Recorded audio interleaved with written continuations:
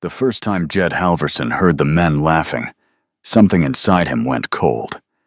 He had only ridden down from the mountains for salt and flour. That was all. A quiet trip into Cedar Ridge before winter closed the high trails.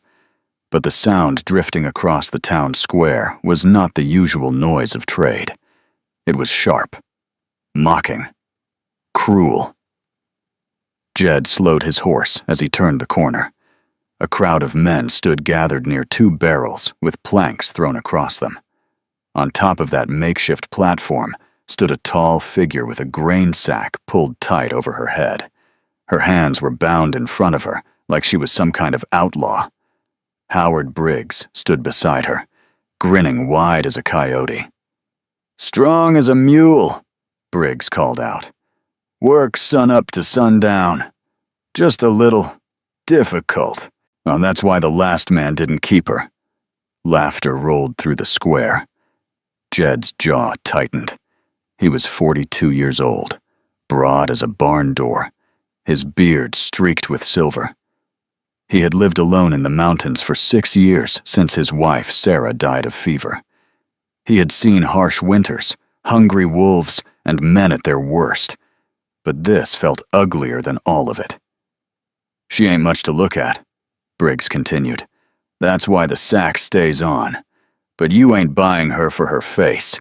A man shouted, $5! Another yelled, $2! More laughter. The woman did not cry. She did not beg. She stood straight under that sack, shoulders squared like she refused to bend even now. That small act of pride pulled at something deep inside Jed. $10, he heard himself say. The laughter died. Men turned to stare at him. But Jed rarely spoke in town. He came, traded furs, left. Now he was stepping into something messy. Briggs' eyes lit up greedy and fast. $10! Sold to Mr. Halverson! Jed dismounted slow and steady. He climbed the platform and handed over the money he had brought for winter supplies. Most of it. He did not look at Briggs again. Instead, he looked at the woman with the sack over her head. "Can you ride?" he asked quietly. She gave a small nod. He untied her wrists. The rope had rubbed her skin raw. She pulled her hands back, rubbing them once, then lifted her chin under the sack. They rode out of Cedar Ridge without another word. The town shrank behind them. The mountains rose ahead like old, silent guards. After a long while, her voice came muffled through the cloth. "Why?" Jed kept his eyes on the narrow trail. Didn't sit right." "You don't know what you bought." "I didn't buy you," he said. "Just paid to get you out of there." Silence followed them up the mountain. By the time they reached his cabin, the sun had fallen behind the peaks. The sky burned orange and purple. Jed helped her down from the horse.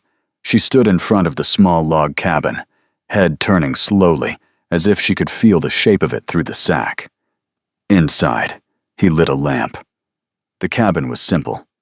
One bed, one table, a stone fireplace, shelves of jars lined neat and straight. The place of a man who kept busy so he would not think too much. "You can sit," he said. She sat at the table without a word. Jed poured water into a tin cup and set it near her hands. She touched it, hesitated.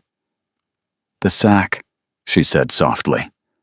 He stepped behind her, but his fingers worked at the rough twine around her neck. For a moment he wondered what kind of face men felt the need to hide. The twine came loose. He lifted the sack. Jed froze.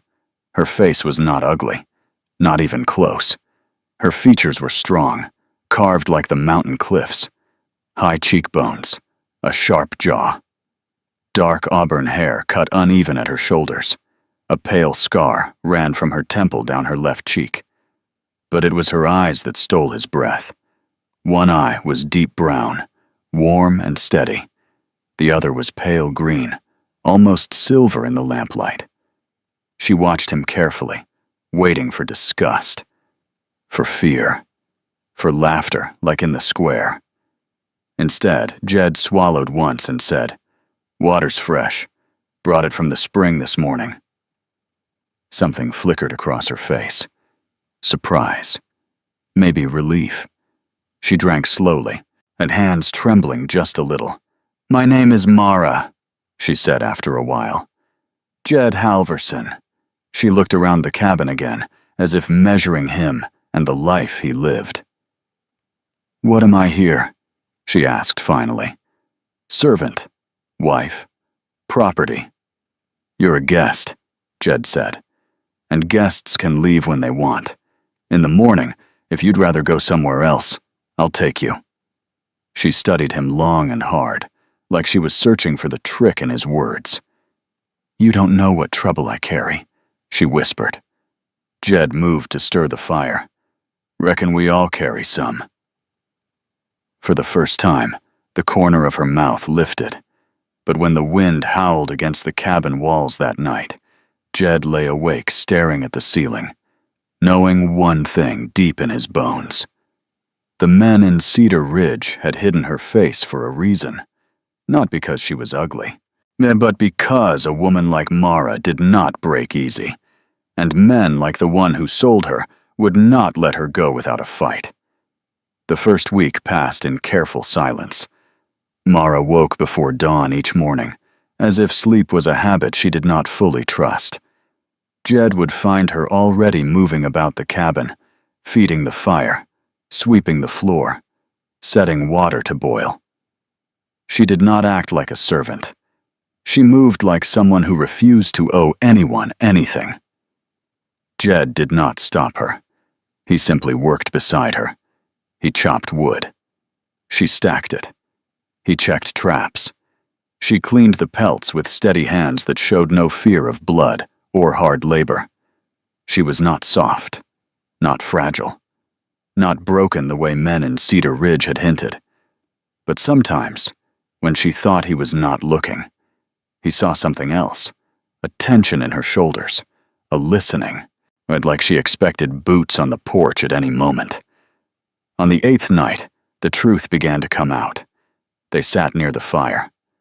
Snow had started falling early that year, drifting thick against the windows. The world outside felt far away and silent. "My former owner," Mara said suddenly, staring into the flames. "His name is Garrett Walsh." Jed did not interrupt. "He owns the Double Bar Ranch down in the valley. My father owed him money. Gambling debt. Walsh offered a solution." She let out a bitter breath. "Me." Jed's jaw tightened. "I was to work off the debt. 7 years. Written in ink. Signed under threat. Signed while my father stood there silent." Her voice did not shake. That made it worse. "For 2 years I cooked, cleaned, kept his books, did everything asked, but that was not enough." The fire cracked between them. He wanted obedience," she continued. "Not work, not skill. Obedience. When I refused to kneel and beg forgiveness for burning his breakfast, he struck me with his ring." Her fingers brushed the scar on her cheek. "He said he would teach me humility." Jed felt heat rise in his chest that had nothing to do with the fire. "I threw hot coffee in his face," she said, "and I ran." For a moment, something like pride flashed in her eyes. "They caught me 3 days later. Walsh decided killing me would cause too many questions, so he ruined my name instead, said I was unstable, dangerous, said my eyes were a mark of witchcraft." Jed almost laughed at the foolishness of that. "But the town believed him," she whispered. "Once a man with money says something, truth becomes whatever he wants." "And your sister?" Jed asked quietly, and he had noticed the way her voice changed when she mentioned family. Mara's shoulders stiffened. "Eliza is 17, gentle, trusting. When I fled, Walsh kept her at the ranch. Insurance, he called it. As long as he has her, I cannot speak too loud." The room went very still. "I left her," Mara said. and now her voice cracked for the first time. "I left her there." "You survived," Jed said firmly. "That's not the same as abandoning. It feels the same at night."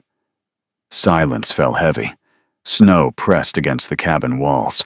The wind carried a low, lonely howl through the trees. "We'll get her," Jed said finally. Mara looked at him as if he had spoken madness. "You don't understand. Walsh has men, money, influence. He can bend the law." "Maybe," Jed replied. "But he can't bend the mountains."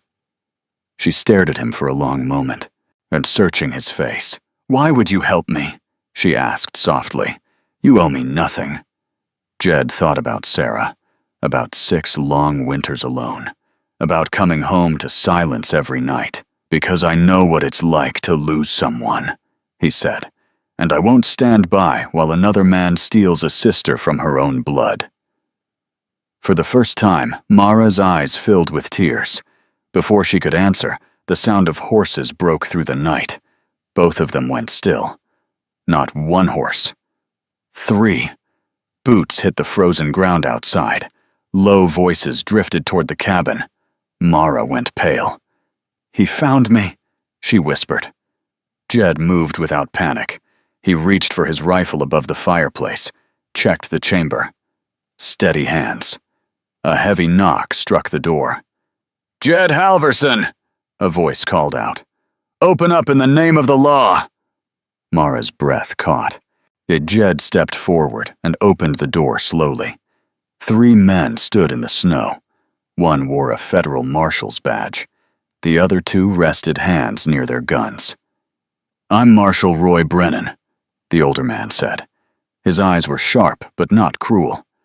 "We're here regarding a woman named Mara. Garrett Walsh claims she is under legal contract and has fled with stolen property." Mara stepped forward into the lamplight. "I'm here of my own will," she said clearly. The marshal studied her face, the scar, the mismatched eyes, the quiet strength in the way she stood.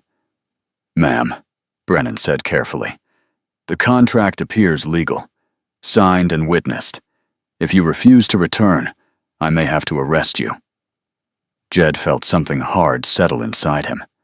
"Show me the papers," he said. The marshal handed them over. Jed read slowly. The words were cold. Clean. Official. 7 years of service in exchange for a debt. Penalties for escape. It was slavery, dressed in polite language. "This is wrong," Jed said flatly. "Wrong and illegal are not always the same," Brennan replied quietly. Mara stepped closer. "Then let me speak," she said. "Let me tell you what really happened at that ranch." The marshal hesitated.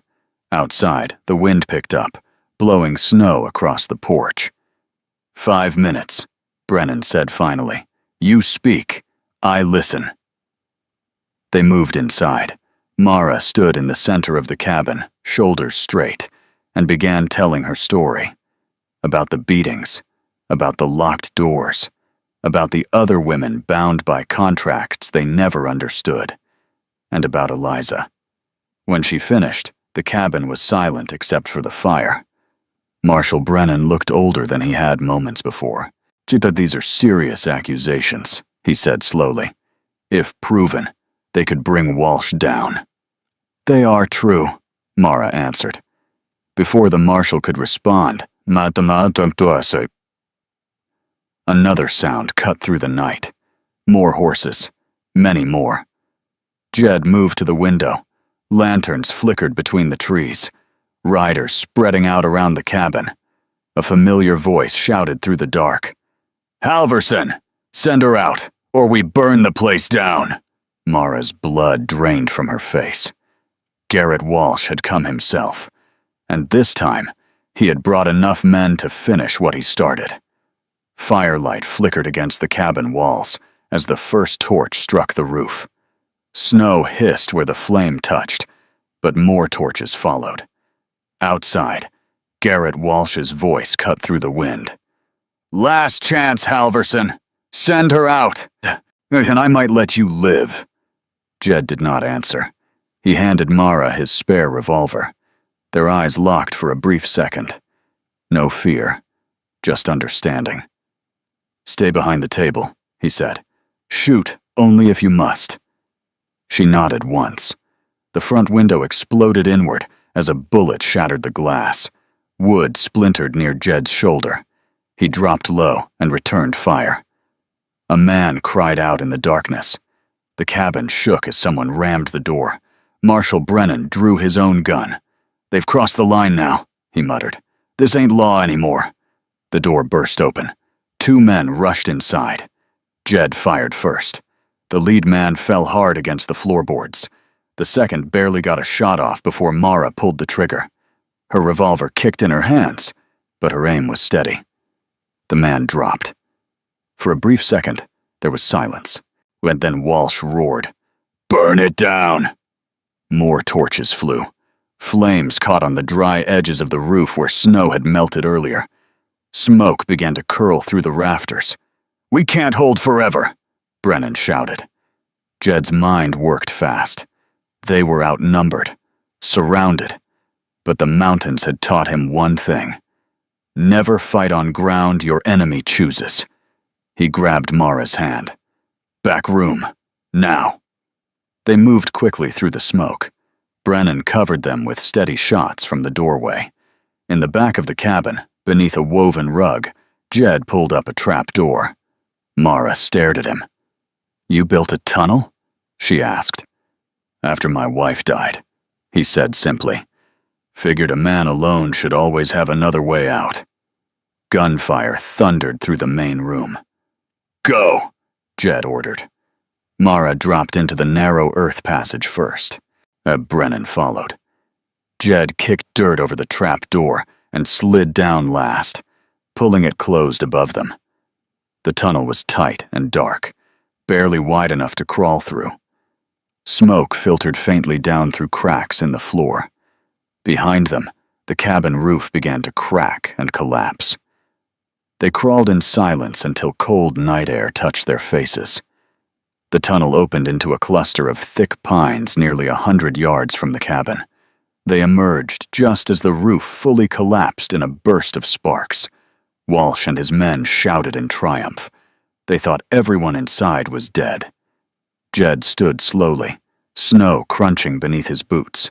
His cabin burned behind him. His home. Everything he had rebuilt after Sarah. Mara stepped beside him. "They took your home," she whispered.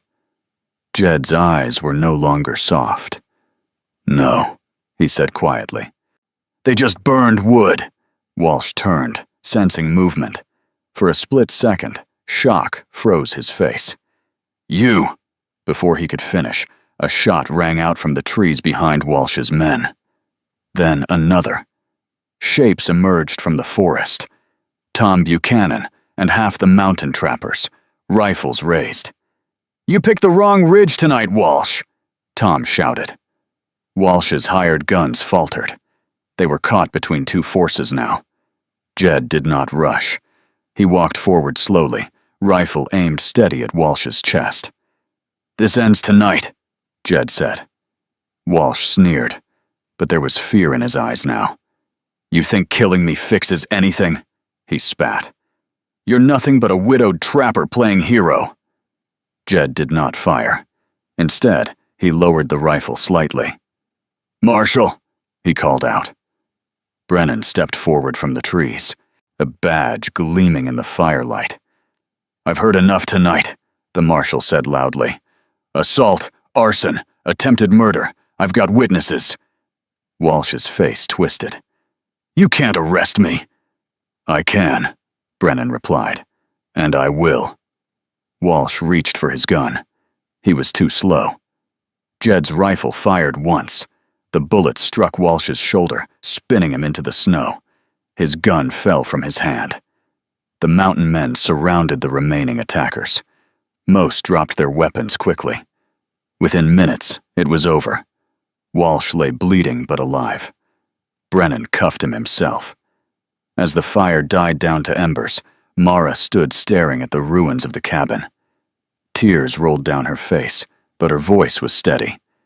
"He would have come again," she said. Jed stepped beside her. "Not anymore." Tom clapped a hand on Jed's shoulder. "You've got land. Well, we'll help you rebuild." Brennan walked over. "There'll be a trial," he said. "But between tonight and what I've heard from other ranch hands, Walsh's influence is finished." Mara closed her eyes briefly. "And my sister?" she asked. The marshal nodded. "I stopped by the double bar before riding up here. Eliza is under protective custody in town. She's safe." Mara broke then. Not with fear, with relief. Jed caught her before her knees gave out. He held her tight as she cried against his chest. The firelight reflected in her mismatched eyes when she finally pulled back. "You lost your home because of me," she whispered. Jed brushed a strand of hair from her scarred cheek. "No," he said softly. "I found my life because of you." Snow began falling again, soft and quiet, covering the blackened remains of the cabin. Yet the mountain stood silent around them, a new beginning carved out of ashes. Mara took Jed's hand. "Let's build something stronger," she said. He squeezed her fingers. "Together." Behind them, Walsh was hauled away in chains. Ahead of them, the mountains waited. And this time, neither of them would face them alone.